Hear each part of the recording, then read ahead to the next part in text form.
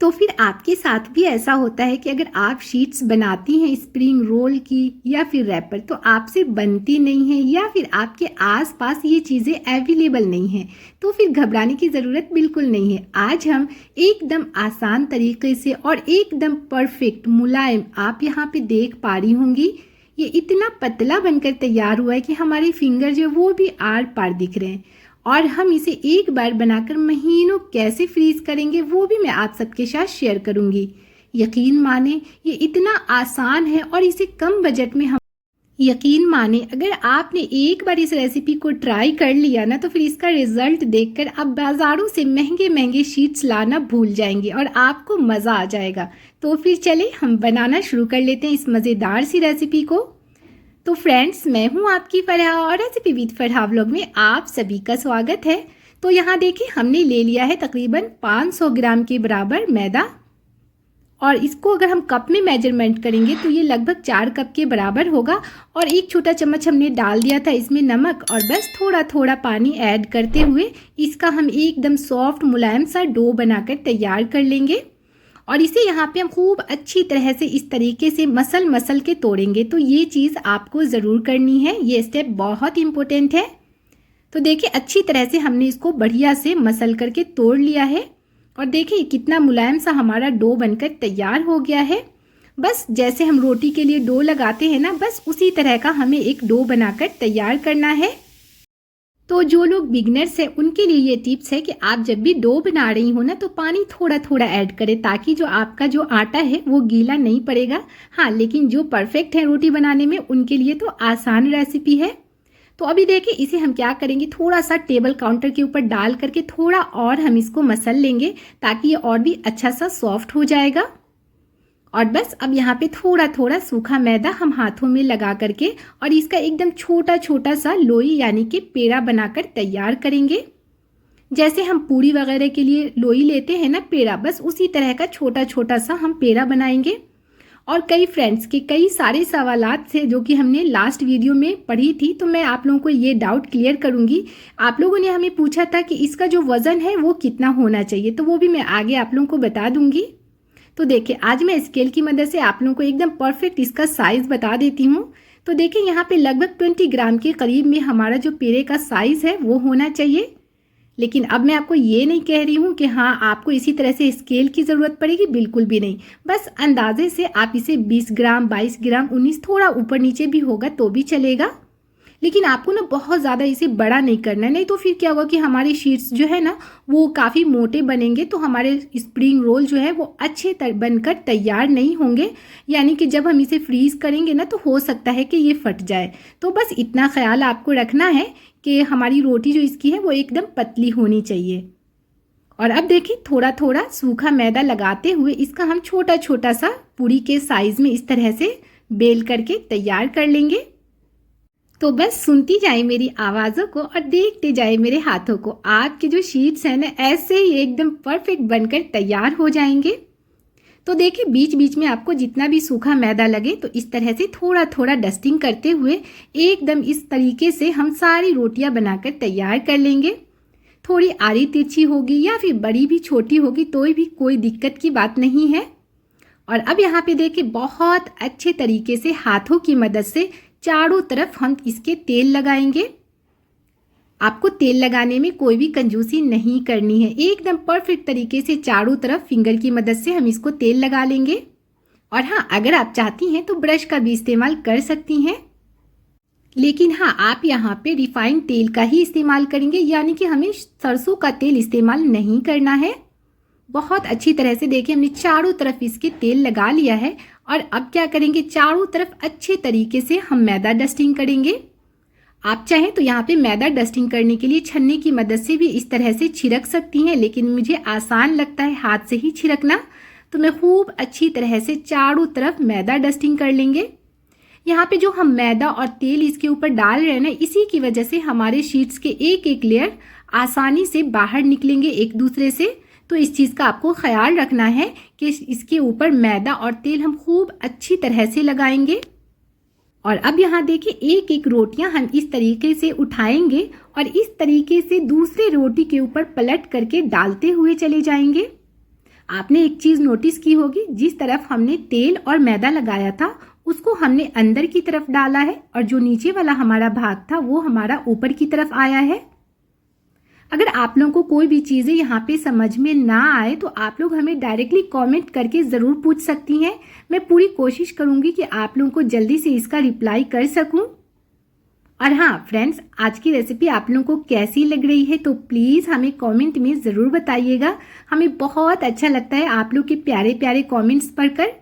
और आप लोग हमें कहाँ से देख रही हैं तो प्लीज़ अपना नाम, अपनी जगह का नाम हमें ज़रूर बताया करें, ताकि मैं आप सबका तहे दिल से शुक्रिया अदा कर सकूं। और अब देखिए, जैसे ही मैंने रोटियां डाल दी तो इसके ऊपर फिर से हमें वही चीज़ करनी है। हमने फिर से तेल लगाया, फिर से अच्छी तरह से हमने चारों तरफ मैदा डस्टिंग कर लिया और उसके बाद फिर से वही चीज़ हमने की। एक एक रोटियां हमने उठाई और दूसरे के ऊपर इस तरह से हमने डाल दिया। तो देखा है ना, बड़े ही आसान सी रेसिपी। फिर से वही चीज़ करेंगे, एक एक रोटियां उठाएंगे और दूसरे के ऊपर हम डालते हुए चले जाएंगे। अभी भी हमने वही चीज़ की, जिस साइड पे हमने मैदा और तेल लगाया था वो भाग हमारा अंदर की तरफ गया। और अब देखिए, एक शीट्स में हमारे 4 लेयर आराम से बनकर तैयार हैं। और अब क्या करेंगे, सारे को इस तरह से उठाएंगे और एक बर्तन में इस तरीके से हम डाल लेंगे और इसको हम ढक करके रखेंगे ताकि इसके ऊपर एक लेयर सी ना जमे। और बस एक एक शीट्स हम इस तरह से लेंगे और नीचे थोड़ा थोड़ा सूखा मैदा डस्टिंग करके और इसकी एक रोटी बनाकर हम तैयार कर लेंगे। बीच बीच में थोड़ा थोड़ा मैदा ज़रूर लगाते जाएं ताकि ये नीचे चिपकेगा नहीं। और अब यहाँ पे इसका साइज़ मैं बताऊँ ना तो सिंपल भाषा में जैसे आप रोटी का साइज़ देते हैं ना, बस वही साइज़ में हम सारे को बेल करके तैयार कर लेंगे। हमें इक्वल बराबर बेलना है, यानी कि कहीं पे मोटा कहीं पे पतला हमें नहीं रखना है। अभी मैं आपको इसका साइज भी बता दूंगी। अगर आप लोगों को कोई मुश्किल हो रही हो तो सेंटीमीटर में भी मैं आपको बताऊंगी कि इसका जो है साइज वो कितना होना चाहिए। मैंने ना पूरी कोशिश की है कि एक एक चीज़ डीपली मैं आप सबको बताऊं ताकि आप लोगों की चीज़ें जो है वो बिगड़े नहीं, ख़राब नहीं हो। फिर भी अगर आपको कोई डाउट हो तो आप हमें ज़रूर पूछ सकती हैं। तो अब यहाँ पे आप देख पा रही होंगी कि मैंने आपको सेंटीमीटर में इसलिए बताई हूँ कि ताकि आपको कोई कन्फ्यूज़न ना हो। तो आप देख पा रही होंगी ये लगभग 22 सेंटीमीटर के बराबर में हमारा साइज़ है रोटी का। और इसी तरह से बेल करके हम इसे फिर से कोई कॉटन के दुपट्टे से या फिर टॉवल की मदद से हम इसे ढक करके रखेंगे। और अब बनाने के लिए हमने यहाँ पे ले लिया है लोहे का तवा, क्योंकि लोहे का तवा तो हम सबके घर में मौजूद होता है रोटी बनाने के लिए। तो अब क्या करेंगे, 2 से 3 बूंद हम डाल देंगे तेल और अच्छी तरह से टिश्यू की मदद से या फिर कॉटन के कपड़े की मदद से चारों तरफ तेल को अच्छी तरह से हम फैला लेंगे। तो तेल हमें ना बस फर्स्ट टाइम ही लगाना है, क्योंकि लोहे का तवा है तो शायद नीचे चिपके। लेकिन हाँ, अगर आप नॉन स्टिक तवा इस्तेमाल कर रही हैं तो आपको इसकी ज़रूरत नहीं पड़ेगी।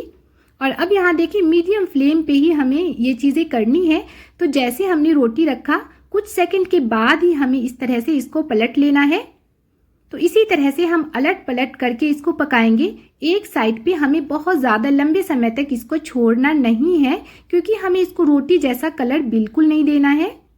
तो बस इसी तरह से आप अलटती पलटती रहें। आराम से आपके शीट्स जो है देखें, कॉर्नर से इस तरह से आपका इसका मुंह खुलता हुआ दिखेगा।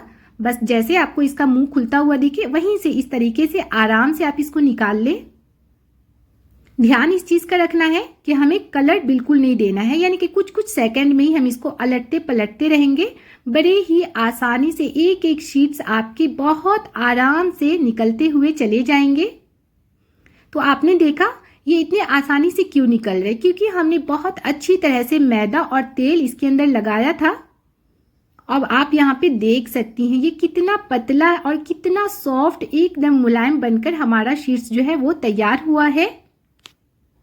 जब भी हम शीट्स बना रहे हो ना तो हमें बहुत ज़्यादा फ्लेम को हाई नहीं रखना है और तवे को हमें बहुत ज़्यादा ओवर गर्म नहीं करना है। आप देख रही होंगी किसी भी साइड्स पे हम जो है ना रोटी को बहुत ज़्यादा ओवर कुक नहीं कर रहे हैं। अगर आपको यहाँ पे बहुत ज़्यादा परेशानी लग रही हो, गर्म हो रहा हो, तो आप क्या करें, इसी स्टेज पे यहीं पे रोटी को बाहर ले लें और इसे आराम से गरम गरम ही एक दूसरे से अलग कर सकती हैं। क्योंकि तवा है, गरम बहुत होता है, भाप भी बहुत ज़्यादा निकलता है, तो हो सकता है आपके हाथ जल रहे हों। तो आप यहाँ पे इसी स्टेज पे अलग भी निकाल करके एक दूसरे से अलग इसको कर सकती हैं। लेकिन ध्यान रखना है कि गरम गरम ही हमें इसको एक दूसरे से अलग करना है। अगर हम इसे ठंडा होने के लिए छोड़ देंगे ना तो फिर हो सकता है कि ये बाहर नहीं निकलेगा। तो देखिए इसी तरह से एक एक करके एकदम मुलायम से शीट्स हम बनाकर तैयार कर लेंगे। और जैसे आप बनाती जा रही हो ना तो आप क्या करें, यहाँ पे कोई भी कॉटन का दुपट्टा ले ले या फिर इस तरह का टॉवल ले ले और एक एक करके डालती जाएं और इसको कवर करके रखें इस तरीके से। जैसे हम रोटी को कवर करके रखते हैं ना सॉफ्ट रहने के लिए, तो इसी तरह से आप बना बना करके इसे ढक करके रखें ताकि ये हार्ड ना हो। तो अब यहाँ पे अगर आप चाहती हैं बाजार जैसे शीट्स का आपको शेप देना हो तो वो भी मैं आपके साथ शेयर करूँगी कि हम इसे कैसे काट करके स्क्वायर शेप में बनाएंगे। लेकिन मैं तो इसे इसी तरह से राउंड में ही बना लेती हूँ, देखिए इस तरीके से। तो आप चाहें तो ऐसे ही गोल में इसको इस्तेमाल कर लें या फिर आप चाहें तो इसको स्क्वायर में भी काट करके बना सकती हैं। तो अगर आपको गोल में इसे भरना है तो इस तरह से आप फोल्ड करेंगी। देखें बहुत आसान है, ऐसे भी परफेक्ट बनते हैं। लेकिन अगर आपको बाजार वाले चाहिए तो वो भी मैं आपको बता देती हूँ। तो ये भी बड़ा आसान है। आप क्या करें, मैं तो आपको एक ही काट करके दिखाऊंगी, लेकिन अगर आपको स्क्वायर में काटना है तो सारी रोटी को एक साइड पे अच्छी तरह से रख लें और बस चारों तरफ आपको ना इक्वल बराबर काटना है। आप पहले माप लें एक साइड से कितना आपको सेंटीमीटर में आ रहा है, तो उसी हिसाब से चारों तरफ आप बराबर इस तरीके से काट लें। तेज वाला नाइफ ले और बहुत आसानी से आपका इस तरह से कट जाएगा। तो बस मैंने आपको ये आइडिया दिया है कि अगर आपको इस तरीके से काटना है तो आप काट सकती हैं। और इसको फोल्ड कैसे करना है वो भी मैं आपको बता देती हूँ। देखें जैसा पॉकेट होता है ना, बस उस तरह से हमें इसको मोड़ना है। बड़े ही आसानी से ये भी परफेक्ट तरीके से आपका बनकर तैयार हो जाएगा। और अब चलें हम इसे और स्टोर कैसे करेंगे, महीनों फ्रीज कैसे करेंगे, तो वो भी मैं बता देती हूँ। तो उसके लिए आप चाहें तो यहाँ पे इस तरह का रैपिंग प्लास्टिक ले लें या फिर जीपर प्लास्टिक ले लें और इसे भर करके फ्रीज़र में डाल दें और जब दिल चाहे तब आप इसको निकालें और कुछ देर के लिए रूम टेम्परेचर पे रहने दें और फटाफट इस्तेमाल कर लें। फ्रेंड्स, रेसिपी आज की अगर आप लोगों को अच्छी लगी, कुछ सीखने को मिला हो तो प्लीज़ आप लोग बेल आइकन को ज़रूर दबा दें। उससे क्या होगा, मेरी हर आने वाली मज़े मज़े की रेसिपीज़ आप लोगों तक पहुँच जाया करेगी। और जिन फ्रेंड्स ने हमें पहले से सब्सक्राइब कर रखा है उन सभी का तहे दिल से बहुत बहुत शुक्रिया। और आप लोग हमें प्लीज़ कमेंट करना बिल्कुल ना भूलें। और हाँ, अगर आप लोग चाहती हैं तो हमें हाइप भी ज़रूर कर दें ताकि ये वीडियो और लोगों तक पहुंच सके। तो देखिए दोनों आइडिया मैंने आप लोगों को बता दिया, जो अच्छा लगे आप लोग इस्तेमाल कर लें।